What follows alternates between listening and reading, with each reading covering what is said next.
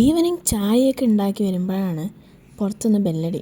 മുടി വെട്ടാൻ പോയ കെട്ടിയവൻ പരിപ്പ് വടയും കൊണ്ടാണ് കേട്ടോ വന്നത്. അതിൻ്റെ ഒപ്പം കുറേ പച്ചക്കറികളും നേന്ത്രപ്പഴം ഒക്കെ ഉണ്ടായിരുന്നു കേട്ടോ. ഈ നേന്ത്രപ്പഴം എന്ന് പറയുന്നത് ഞങ്ങളുടെ വീട്ടിലെ ദേശീയ ഭക്ഷണമാണ്.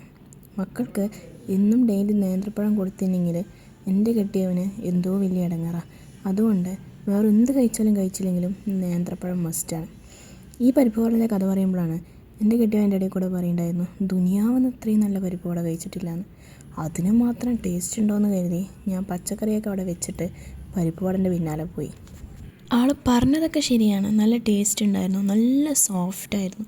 ഈ പരിപ്പ് വട ഇത്രയും സോഫ്റ്റായിട്ട് ഞാനും ആദ്യമായിട്ടോടെ കഴിക്കണത്. പക്ഷേ വലിയൊരു പ്രശ്നം എന്താണെന്ന് വെച്ചാൽ എന്തോ ഒരു എണ്ണയാണെന്നറിയോ അതിലുണ്ടായിരുന്നത്.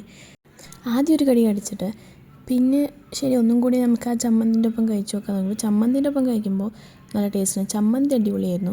പക്ഷെ പരിപ്പ് വട ഭയങ്കര ഓയിലി.